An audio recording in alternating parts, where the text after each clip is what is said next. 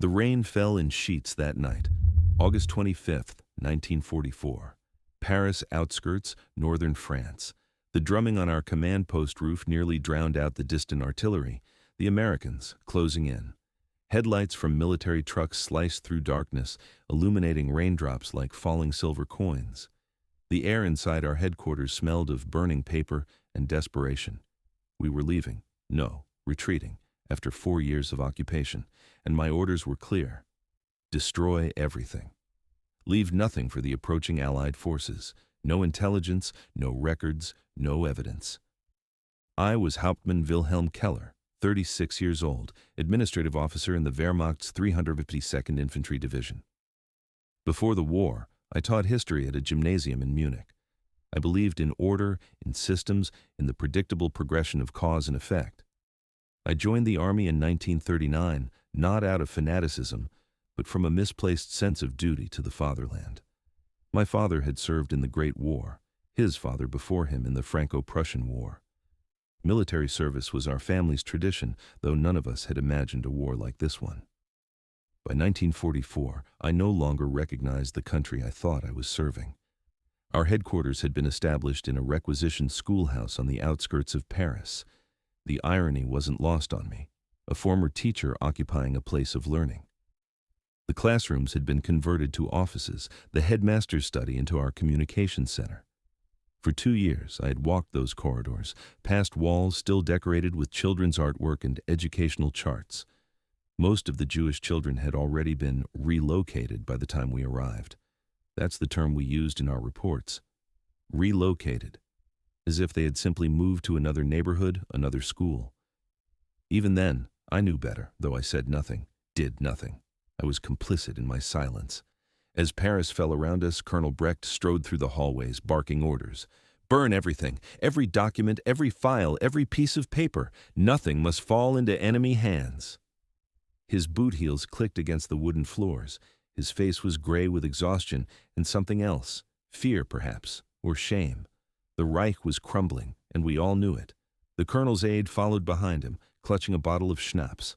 Many of the officers had been drinking steadily since we received orders to evacuate. I remained sober. Someone needed to ensure the destruction was thorough. I moved methodically through the filing cabinets in my office. Requisition forms, transfer orders, disciplinary reports, all fed into the small stove in the corner, which belched black smoke through a chimney into the rainy night. The work was tedious but straightforward until I reached the bottom drawer, the one containing records from the school itself.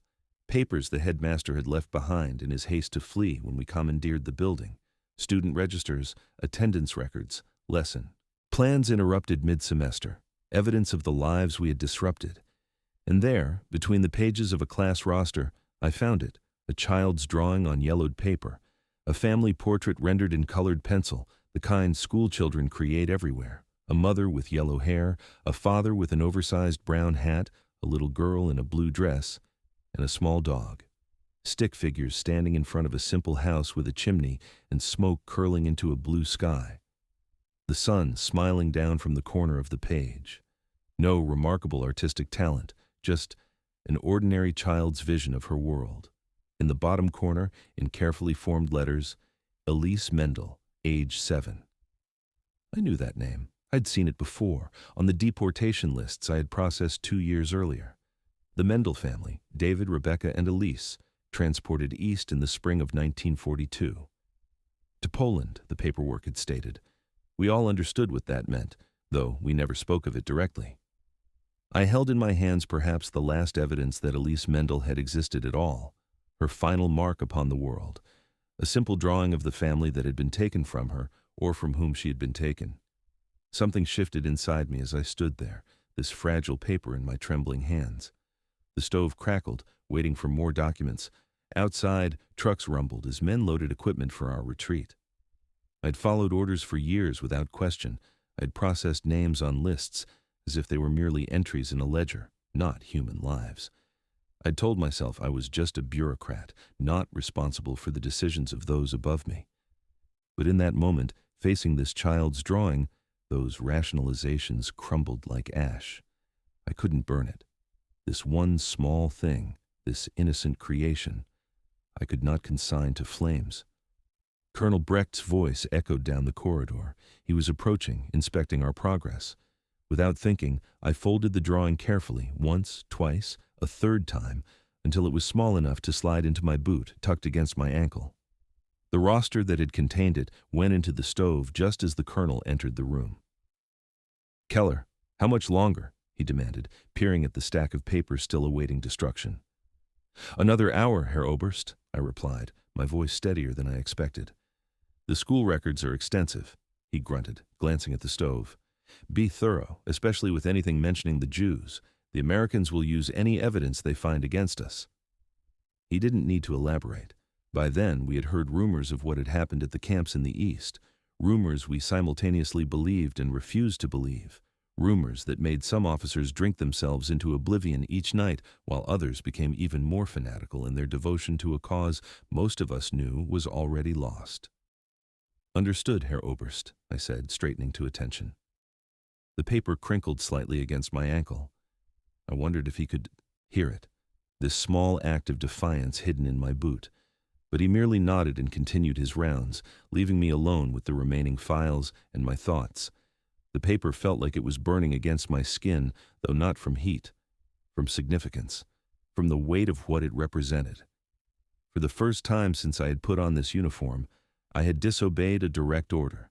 Not in a grand, heroic gesture of resistance, just in a small, private refusal to participate in the erasure of a child. Too little, too late for Elise Mendel, but perhaps not too late for what remained of my own humanity. I worked through the night, destroying every other document as ordered. As dawn broke, gray and sodden, we abandoned the schoolhouse. I climbed into a transport truck with other officers, the drawing still hidden in my boot. We drove north, then east, part of the great German retreat that would eventually lead back to the fatherland. The roads were clogged with military vehicles, desperate civilians, and the flotsam of a defeated army. I had been part of the machine that had caused this suffering, and that knowledge sat like stone in my stomach. Have you ever made a small choice that suddenly illuminated the enormity of all your previous choices? Have you ever preserved something fragile in a world intent on destruction? Have you kept something precious when everything else was lost? Share your story below.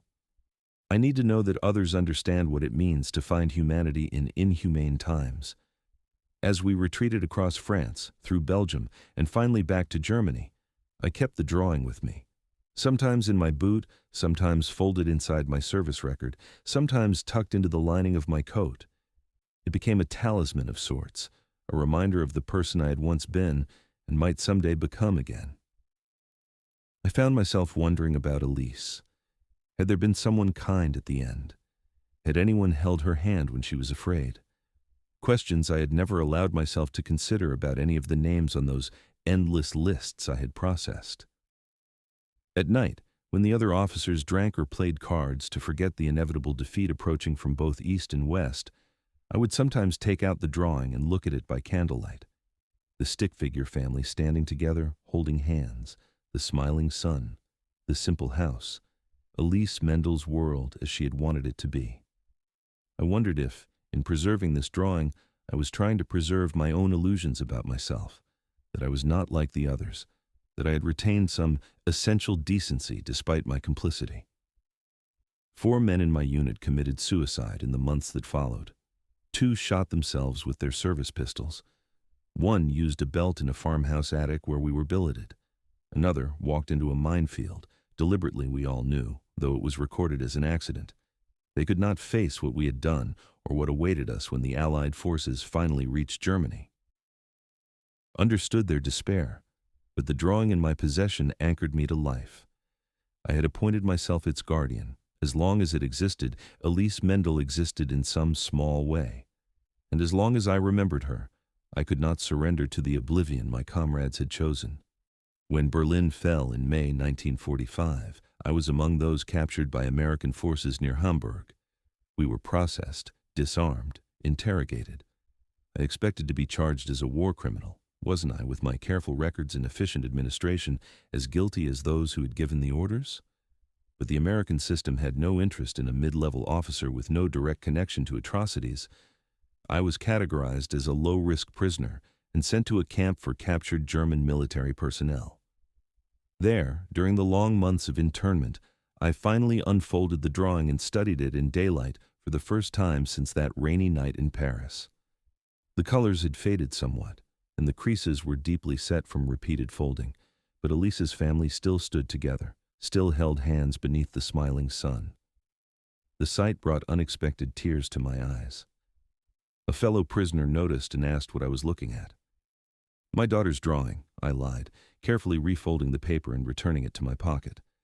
It was easier than explaining the truth, and in some strange way, it had become personal, as if I had adopted this child's memory as my own responsibility.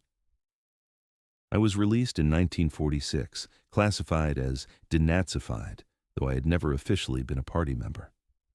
I returned to Munich to find my apartment occupied by another family, my possessions long since looted or destroyed. The gymnasium where I had taught was damaged by Allied bombing. My former colleagues were either dead, imprisoned, or desperately pretending they had never supported the regime. Germany was a nation of convenient amnesia. I found work eventually, not as a teacher, but as a clerk in a reconstruction office. The irony was not lost on me. Still shuffling papers, still processing names, but now in service of rebuilding rather than destruction. Each night, I returned to my small rented room and carefully removed Elise's drawing from between the pages of my only book, a volume of Goethe I had found in a second-hand shop. Each night, I promised her that I would not forget. In 1952, I donated the drawing to a newly established Holocaust documentation center, along with a detailed account of how it came into my possession. The archivist who received it looked at me with an expression I couldn't quite read. Not gratitude, certainly, but perhaps recognition of a shared understanding that memory is sacred, that evidence matters. She asked if I wanted my name attached to the donation. I declined. My small act of preservation did not deserve recognition. It did not balance the scales against my years of complicity. The German people speak often now of Vergangenheitsbewältigung, coming to terms with the past. Politicians make speeches about collective guilt and responsibility. Memorials are erected. Educational programs teach schoolchildren about the horrors their grandparents perpetrated or witnessed or pretended not to see. It is necessary work, this remembering. But sometimes I wonder if we hide behind these grand gestures and institutional efforts to avoid the more personal reckoning, the quiet, private acknowledgement of individual failure. What haunts me is not what I did, but what I failed to do. The orders I didn't question. The transports I processed without asking about destinations. The lists of names I handled as if they were inventory rather than human beings. The thousands of Elise whose drawings I never saved, whose existence I helped to erase. One small act of preservation cannot absolve such sins of omission. Field Marshal Keitel, before his execution at Nuremberg, reportedly said, "1,000 years will pass and the guilt of Germany will not be erased." He spoke of national guilt, but I have come to believe that guilt, like conscience, exists only in individuals. In the choices we make or fail to make, in the papers we burn or refuse to burn, in what we choose to remember and what we allow ourselves to forget. I am an old man now. My hands shake with age rather than moral crisis. Germany has rebuilt itself, prosperous and democratic. We call ourselves enlightened, reformed, a model for post-conflict reconciliation. Perhaps this is true on the national level, but I still dream of that schoolhouse in the rain, of documents turning to ash, of names disappearing from history. I still see Elise Mendel's stick figures standing before their simple house, holding hands beneath a smiling sun that set long ago. The drawing outlived her. It will outlive me as well, preserved now in an archive where researchers and descendants of survivors can find it.